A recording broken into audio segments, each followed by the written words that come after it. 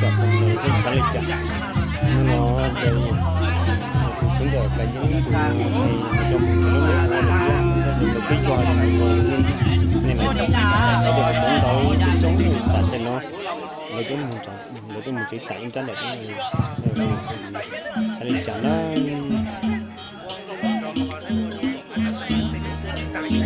nó ơi bố ơi bố ơi đây nhá bố chú rượu thế ngon nhỉ kho nữa ra lên mạng cho đấy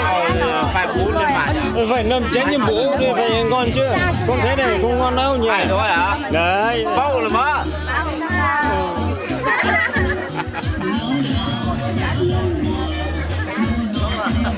đâu rồi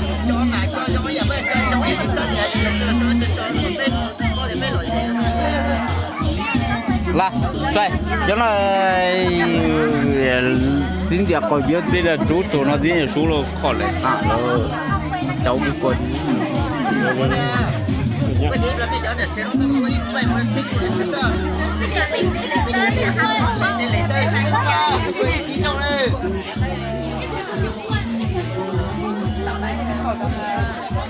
ơi chụp bao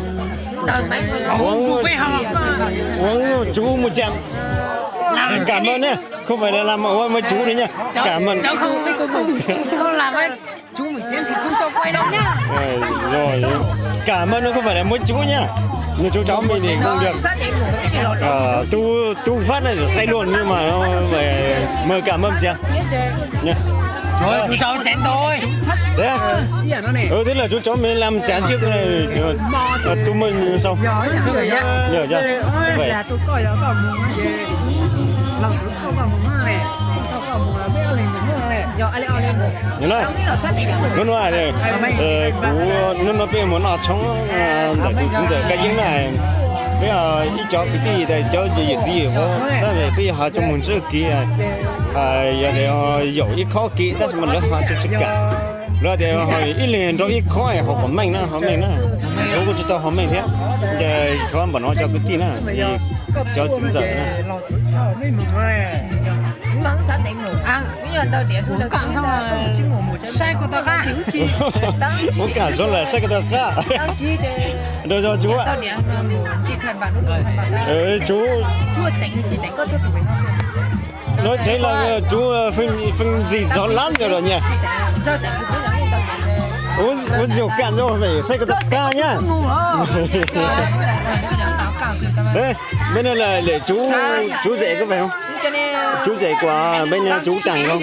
con rể Hồng này nhưng mà em rể của chú chẳng chú rể đấy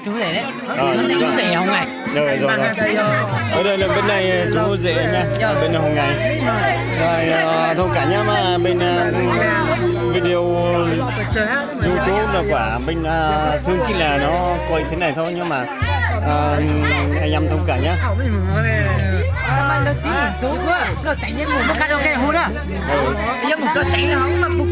thế này nha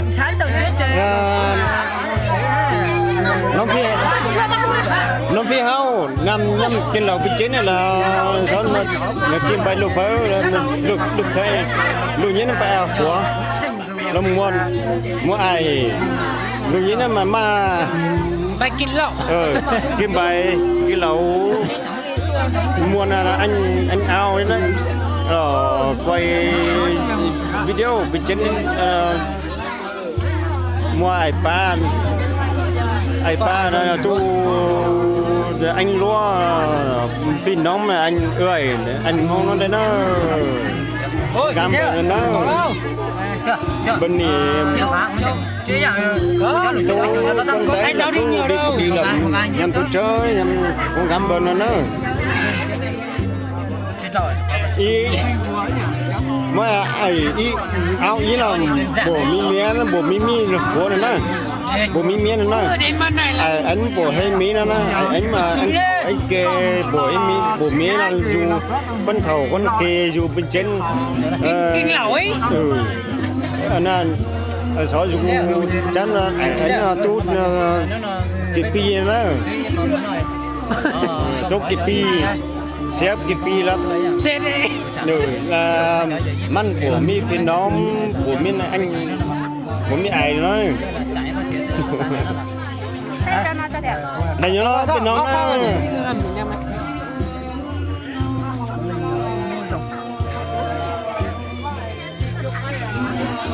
Lúc chắc hay chắc bố cái gì đâu nhá mình nói thế cũng nên lắm cô là nó lúc khởi sáo cô nó bỏ áo chân hai lẩu sắn á nó ai áo chân hai lẩu kia nóแล้วมันว่าผมมีเมียผมมีคนอยู่ผมมีนาพี่น้องผมมีนาพี่นาตัวแล้วมันจัดอยู่เพื่อนจันน้ำมันเฮ้ยได้กินนะ Con về về luôn, bố sang đó, bố mi kín đó, kín dòng dày đó. Cuối rồi sao?พี่เฮาสาวchúngเอาอีเลยนะปู่มีปีน้องมีไอ้เอ็นเปลี่ยนมันนะมันปู่ให้นะนะ Nói được cái gì đâu, cái tuổi con chó chết là mà nhon. Con tên nó mình sẽ phải chẳng đâu.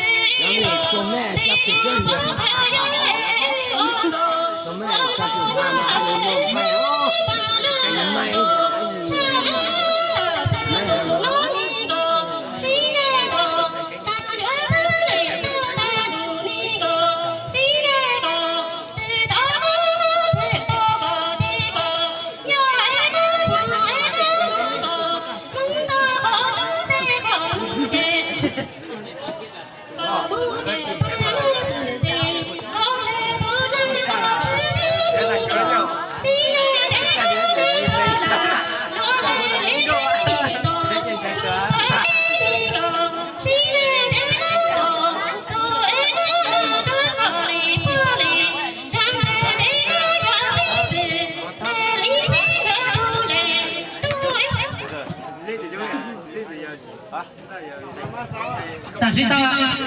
Tiếp tục đi. Đang vui mà.